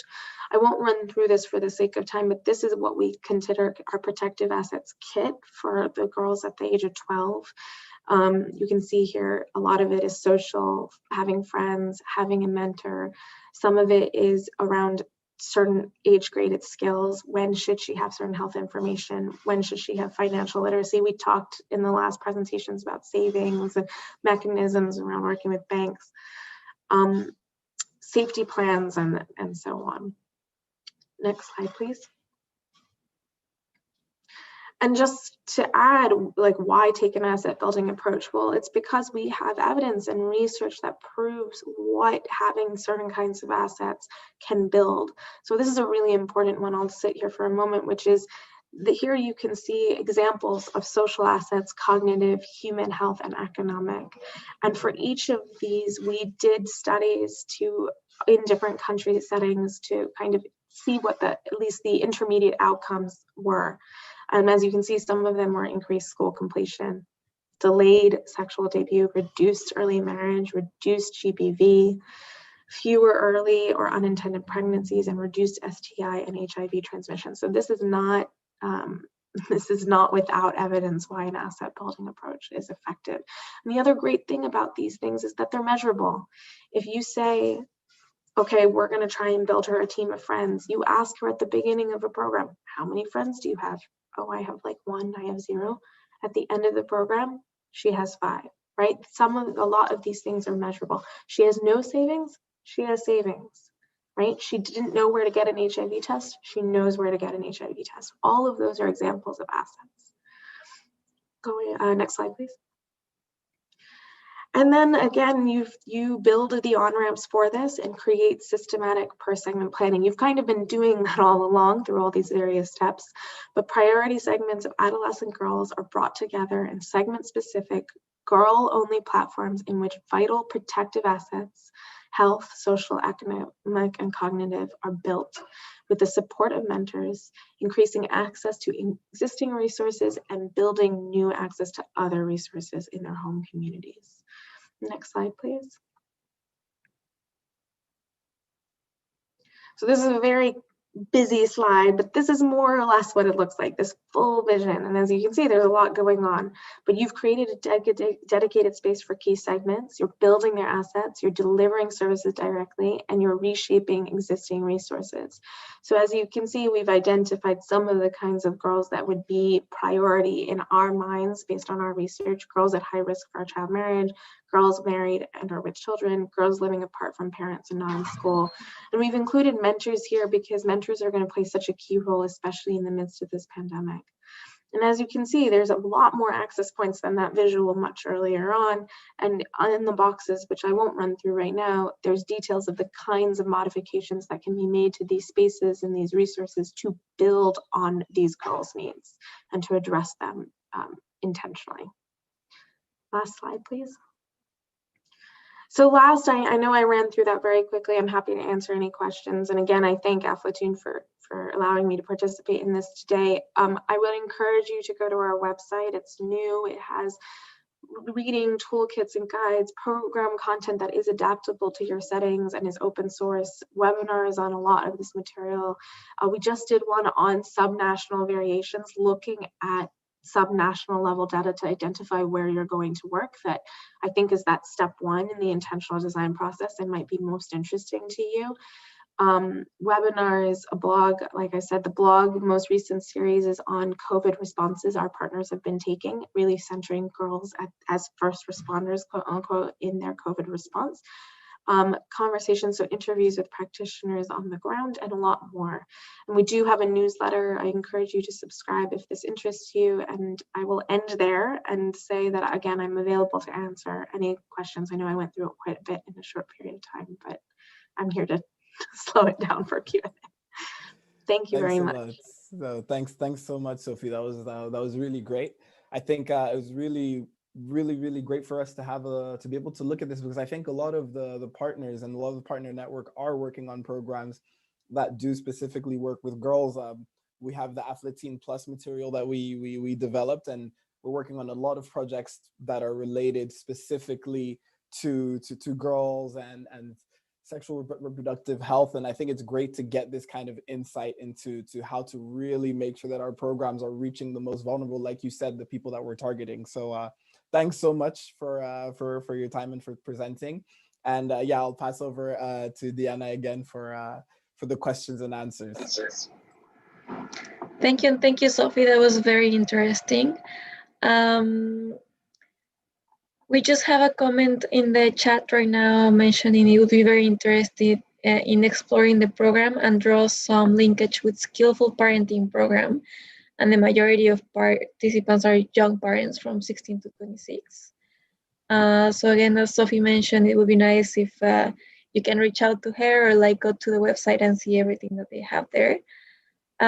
If anyone has a question, feel free to write it down in the chat, or also raise your hand or unmute yourself. We'll be happy to hear you too.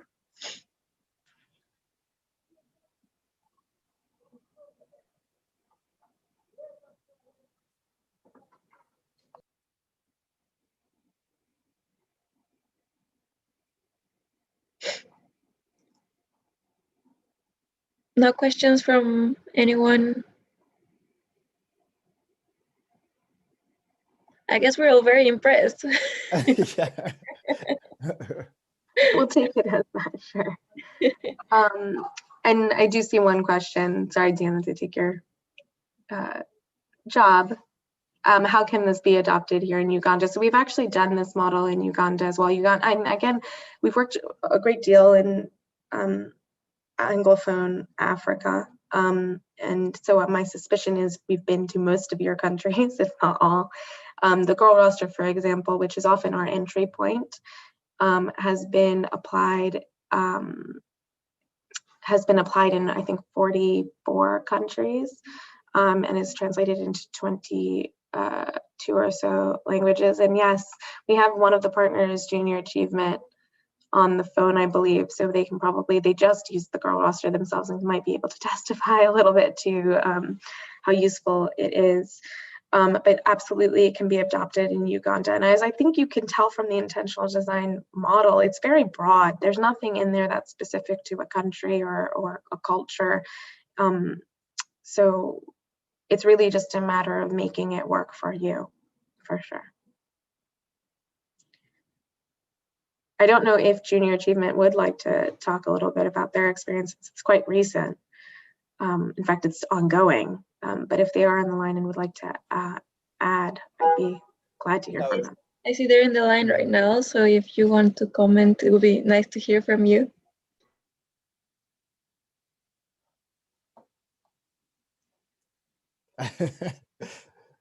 Yeah, I was going to say that they could talk about what they've actually been doing, but maybe if they're online, I see them here, but I don't know if maybe they have some issues connecting. No.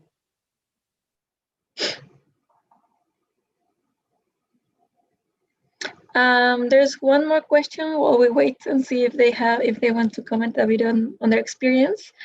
Someone wants to discuss or see the relationship with child marriage and the savings process. Yeah, so I'm not sure if I understand the question, but I think you're asking, how are child marriage or programs geared towards mitigating child marriage revolve around financial literacy. And I'm happy to provide some of the research that's been done at the council that I think will illuminate that for you. We work with some partners where that's the goal. And I think it's really about allowing them an opportunity to understand other modes of supporting and financing not only themselves but their families, and being protective of those finances as well. As we talked about, this dependency burden, and I think a lot of us on the line know this, means that often what is earned goes straight back into the family and is not for her.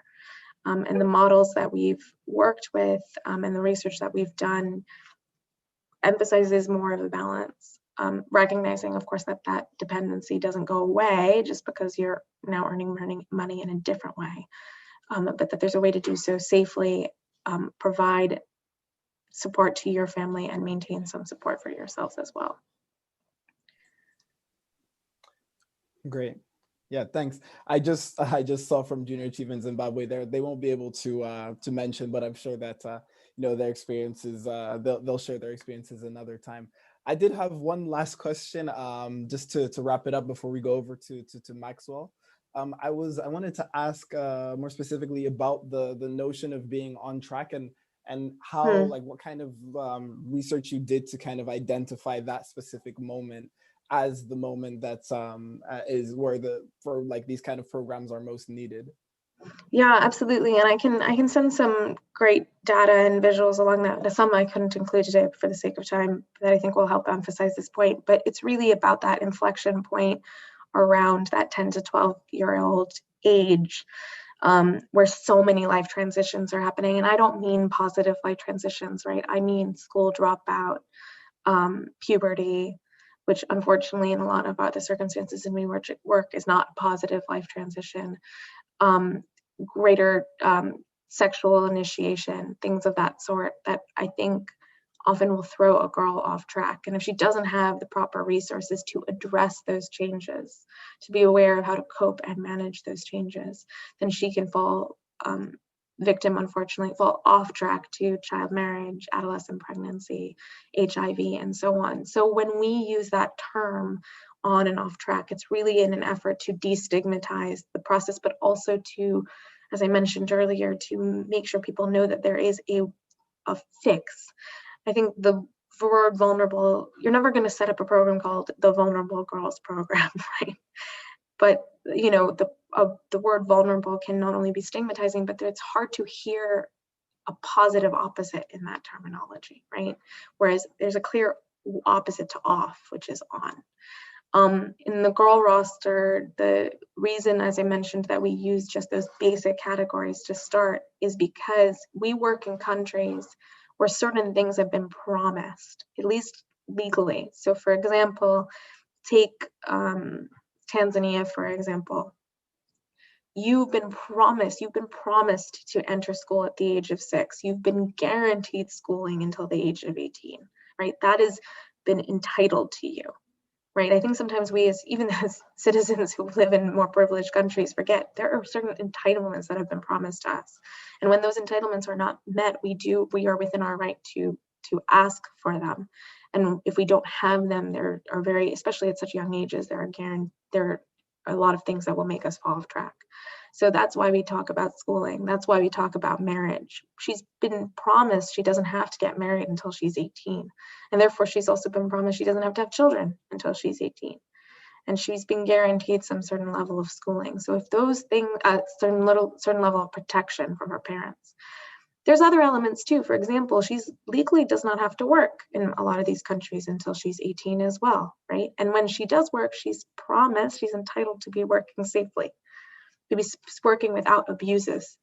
So when those kinds of measures are not met, then she's already off track. And then you can kind of start to examine the other things that are probably pulling her even further. So other elements that we, in our work are concerned with, like, is she HIV positive? Is she suffering other kinds of abuse? Am I answering your question? I hope I am. No, yeah, I see. I get it now. I get it better. Thanks a lot.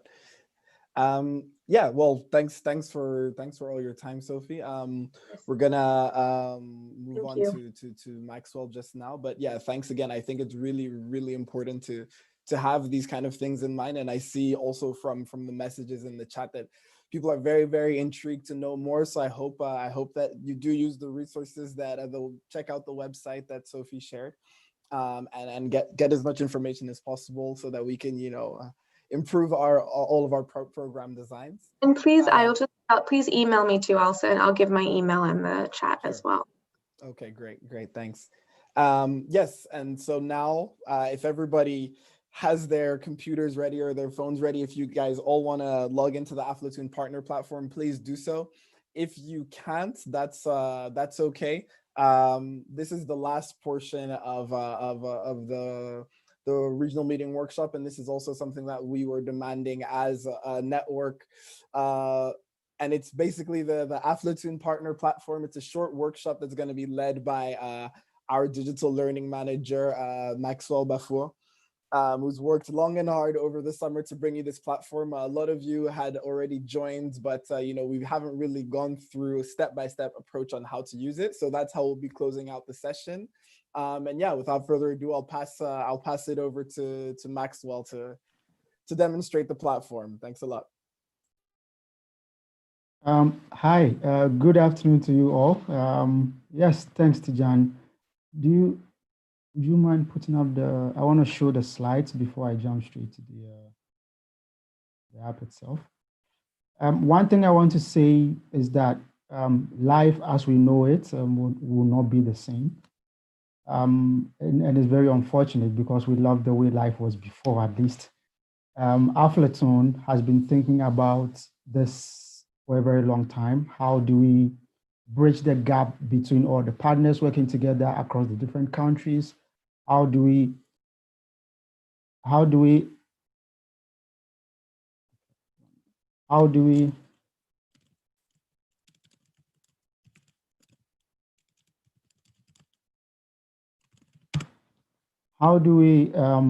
bring everyone together? How do people share the ideas? Just like you saw Nanre did, just like you saw Sophie did, just like you saw my colleague Fana also do. Of course, we don't always need to have a live session like this in order to see what's happening within the regions, for us to share our success stories.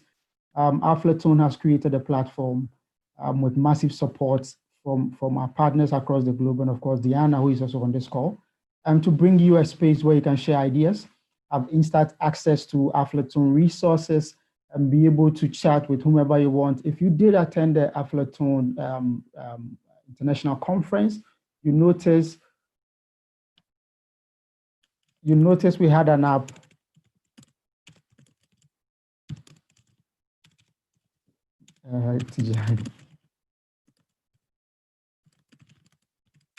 Sorry, it's my fault. I'm having some technical difficulties.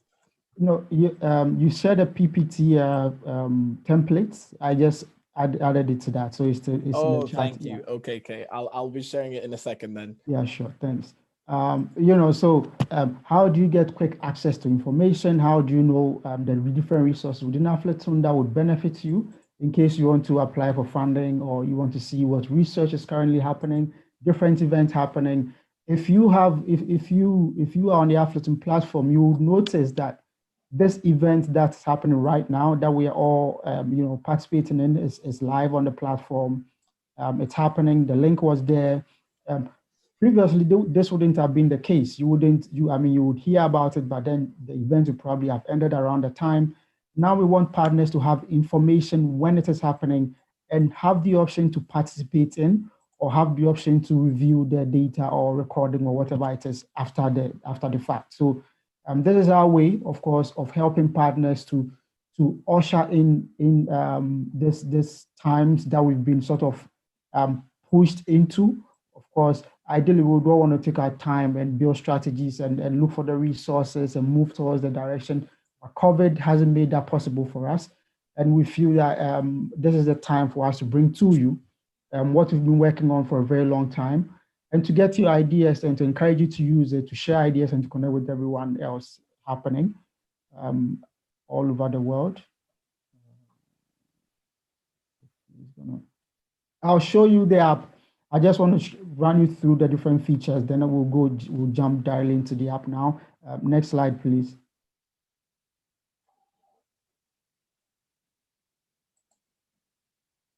Yeah, so the app has a lot of features. You can do a lot of things on, but for this one, I'm going to focus on 4 things. There's the main page, and then there's the regional page. The main page, as you can see on your screen, this is where everything happens. So if there's something happening within the Aflatoun Secretariat, you're going to see it on the main page. If there's an event, there's a meeting, whatever is happening, you're going to see it on the main page. If someone wants everyone within Aflatoun to see a post or contribute to an idea or respond to something, you have to put it on the main page. And this is the main page. And the easiest way to find the main page is once you log into the app, you click on home. it takes you to the main page, and you have the option to, post text and upload files and, put videos up. In fact, any resource you want to share, you can do that on this platform. And again, for us, we believe that this is one of the easiest ways to reach your PM. There's a chat functionality. I'll show you that as well. Easiest way to reach your PM. There's also a very quick way to get information that would ordinarily take days or probably, a lot of emails to get. What we've tried to do is make sure that every information that is regularly sought by all organizations or all partners within Aflatoun are put together under this app so you can easily locate it. Next slide. And then you notice this is the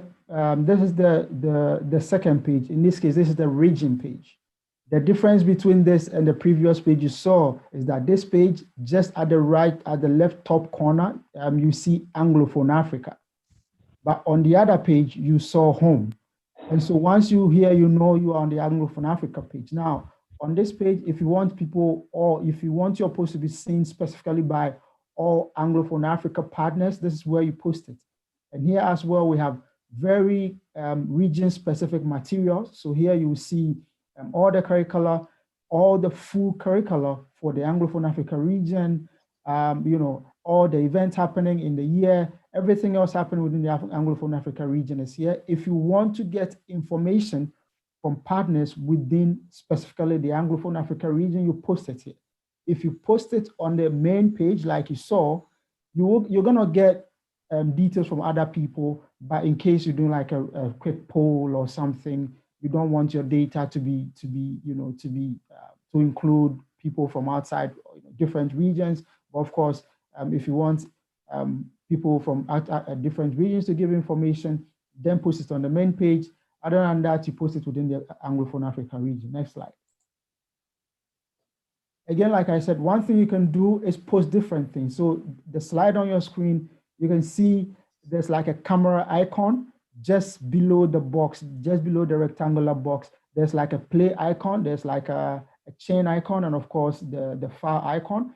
You can add videos, you can add photos, and you can add regular files. It could be PowerPoint, it could be PDF, it could be Word document. And of course, you can do a poll, a quick poll on the platform as well. So in case you want to implement something and you want to gather data from within the region before you go ahead with it, you can just put it out as a quick poll. And then people will get back to you, and then you will know what is happening and use that information to make decisions going forward. I think the final slide.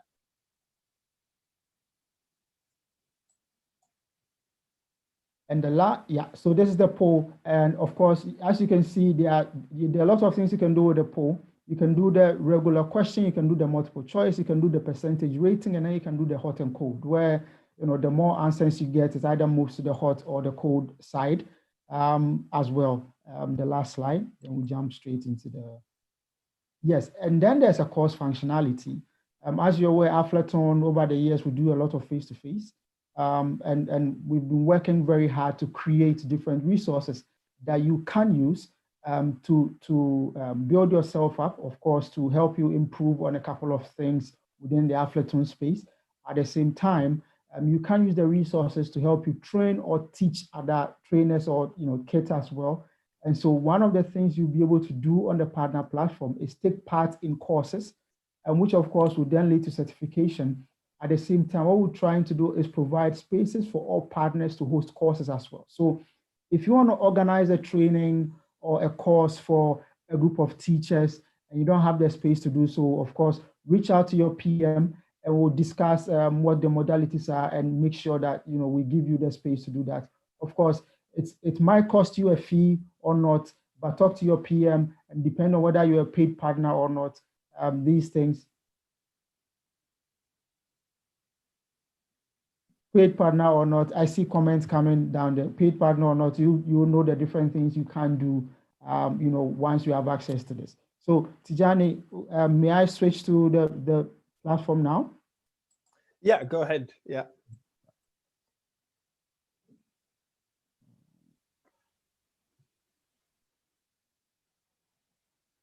Okay, So like you saw from the slides, this is how the partner platform is. And you can see a lot of things because I'm an admin, so I'm able to see what is happening across all the different regions. This event is happening in next week, Tuesday. You can respond to it and join. Ordinarily, this wouldn't have been possible, but through this platform, you will know what is happening in the regions. You are able to join and share ideas and learn something to help you also in your region.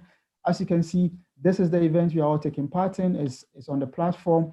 And you notice the red dot beaming here. It means that the event is live, it's happening. So at every point in time, once you join, you are able to know whether at what time the event is happening as well. And you notice that the link is also embedded as part of the event creation.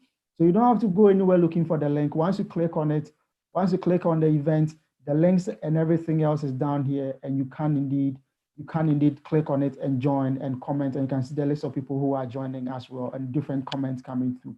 For us, this is one way to bridge the gap and to ensure partners are communicating and chatting with each other. Let's go straight to the region. Once you have access to it, of course, you come to the regions. You can join your region. In this case, Anglophone Africa. You can join any of the regions as well. Again, you can see the event happening right here. Everything happening in the region, people are sharing their experiences about trainings happening, what the platform means to them, and what is happening. This again is an event happening actually on the 20th of October. Different things happening basically. And let me take you straight to topics. So this is the part where I talked about the different resources being put together for you. So if you want to see the different curricula in Aflatoun, different training materials, the different digital materials, the different partners within Aflatoun as well, they are all here. You want to know what, you want to know about each partner and the different things that they do and their role. All the information is here as well. So you know what is being implemented. And again, this is information at your fingertips. There's also a way for you to get straight in touch or directly in touch with people from the respective organizations as well. And you can create events and people have access to join the event. And of course, when you're organizing an event, you want as many people to attend as possible. This, we believe, is one sure way for you to get many people to attend your event. Let me just show you how the polls work. So how to post, so you see this tab right here. When you click on it, you are given options to add a photo, add a video. Of course, if you have a link, you can add it. If you have a file, you can do that. But I want to focus more on the poll. So I want to create a poll here. How's the session going? Then, of course, I can decide to make it a hot, cold option. And I can also schedule a post. I can decide, okay, post, but maybe only make it visible tomorrow in the morning. So once you post this, I want to pick a topic. I can say maybe digital learning. And it's important to also do this as well. That way, the topics are created under like a common topic. So this is here. The more people answer, the whole thing just moves. And like we said, with positive response, you get here. With negative response, it's like this. And you want to do this for you to get an idea of, let's say, the curriculum you want to implement, or if a session was good or something was happening within the space. Let's try the same thing with the multiple choice option.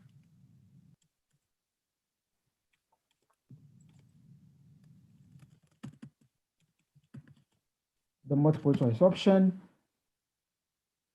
Go multiple choice. I say yes, no, and then I post it. Again, I can pick a topic, in this case, digital learning, and then post it. We believe, again, that this is the way for you to gather data, and you can see people will answer your questions within the region, so you know what is happening. If you're not sure of something, you want to get input from your partners, we believe that you can do so through this platform, and it gives you the option to do so as well. Now, again, you get the drift. I don't want to create all these, but you get the drift and different things you can do here as well. You can create posts, you can add images as well. I noticed someone's comment saying that you cannot add multiple images at a time. I think that it's good because then the thing is, if use Facebook as an example. If someone posts a lot of pictures at one time, chances are you wouldn't view all the pictures, because then you have to scroll through all the pictures. But then if you post one picture and then you put a comment, you get people to focus more on the content or the picture than just to glance through. So I think that it's to your advantage that you don't have to post a lot of pictures at the same time. And at the same time, you also have more materials to push over time, right? You want to be putting things there over time. I'm going to delete some of these things at the end of the session as well. And the course functionality, let me just briefly do this, and then I think that will be the end of it. We have put courses, these are courses happening within Aflatoun as well. We're organizing training online, different regions, different partners as well. You can do that. Of course, at the same time, we have put training here for partners to go through, and then you get certification with different things that is happening as well. So just to give you an overview of the different experiences you can get with the platform, there is a chat functionality at the right top corner. There is a chat functionality at the right top corner. Let me move this away from here. You can look for people and chat with them. Let's see, is Wallace here? Yes, Wallace is here. So I can just quickly say hi to Wallace and he can respond to me. And this is how it has to go. Or within the regions as well. Let's just go back to the Anglophone Africa region. You can start a chat with everyone here. When you click on this button right here, you can send a hello and everyone can join the conversation and share ideas and everything else. We believe that this is one sure way to get everyone talking about similar topics and sharing ideas and sharing experiences. That is going to save you time and effort. At the same time, it takes you less time now to get resources that ordinarily would have taken you a longer period. You have a space to share your resources as well. You have a space to get training online by yourself and also train other people as well. And for us, this is one way to grow the Aflatoun network. And this is our response to the many, many, many years of demand, and also to bring something new to our partners. And this is just one of many things that are going to happen.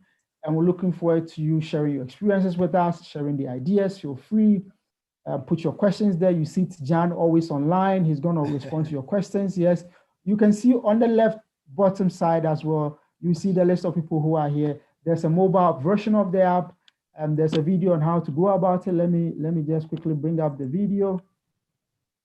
Partner platform questions. I'm just going to wrap up right now. How do you get the app on your phone as well? There's a video here. Please join the network app. Go to topics, go to partner platform questions and answers. You see a video on how to install the app on your phone.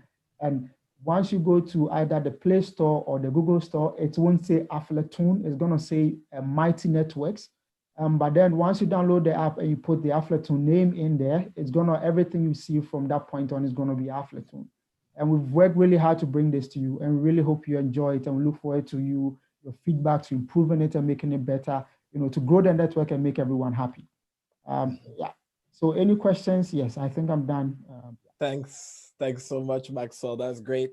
Yeah, I mean, I think he summed it up perfectly, saying that this is really where we want to engage with all the partners, and also allow all the other all of the different partners to engage with one another, share resources, insights, best practices, just like we did today. So I think it'll be really, really critical going forward for us to all be on the platform. As you can probably see from Maxwell's screen, I myself has already put that my hot or cold rating on the post, so hopefully all the partners will do so as well. I know we don't have much time, we're running a little bit over, so I'm going to hand over to Diana for some questions before we wrap up the session. Thanks again, Maxwell.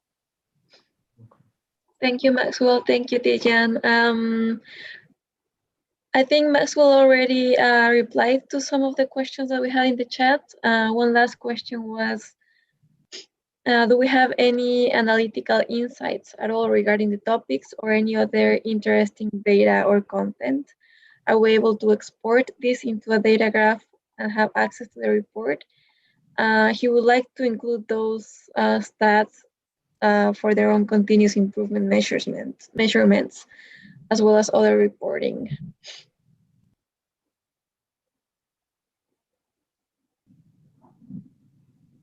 You're muted, Maxwell. Oh, yeah. Is this for the app or for the population? Hi there. This would be for both. Thank you. Okay. Yeah. Yeah. Thank you. Yeah. So we do have it, but you know, I mean, we're happy to share that data with you over time. But then you cannot access the data unless we share that sort of information with you. I don't want to go too much into this, but let me.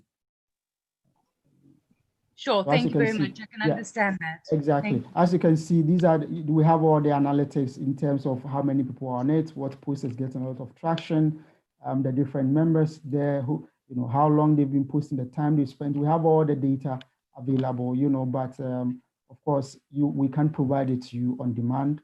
And yeah, based on certain modalities that we are allowed to share according to the General Data Protection Regulation. Absolutely, the GDPR. Thank you very much. I'm most happy to hear you guys are compliant with that too. So thank you so much. Cool. Thanks. And yeah, sorry, Sophie from Population Council did have to head out, but she did leave her email in the chat if you do want to follow up with her.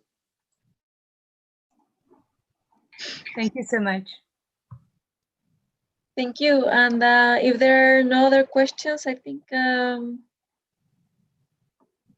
we can close this. Okay. Okay, great. Yeah, well, thanks to everyone for participating.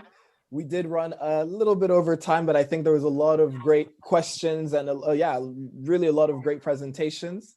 As you know, this first session was on the network, so success stories from the network, and then also looking at the partner app. And then also looking at outreach. Well, we saw that our own partners, how they approach the outreach. And then obviously Sophie from Population Council looking specifically at reaching the most vulnerable girls. I hope everybody was able to learn something, and there's a lot of questions. These sessions will be recorded, so you'll have access to that and also have access to the presentations. Just a quick reminder, the next session is next week, and that one will be specifically on the Aflatoun curricula. We'll be joined again, of course, by my colleagues, Diana and Maxwell. Maxwell will be talking about our digital curricula. It's going to be on the 12th of November, so exactly a week from now, from 11 to 1 p.m. So I hope to see you all there. We'll send out some invitations and some information regarding that. But aside from that, thanks again for all of your time. It's always a pleasure to have such a strong group of network partners that are always so enthusiastic for all the topics that we cover. I hope to see you again for all the the 3 sessions now that we have coming up until December. And of course, if you have any further questions or comments, please feel free to reach out to me before next week's session. And if not, I'll see you then. Thanks again for your time, and goodbye, everyone. Thank you. All right. Thank you. Thank you, Tidjane and team. Thank you. Thank you, everyone. Thank you, everyone. Thank you. Bye now. Nanre.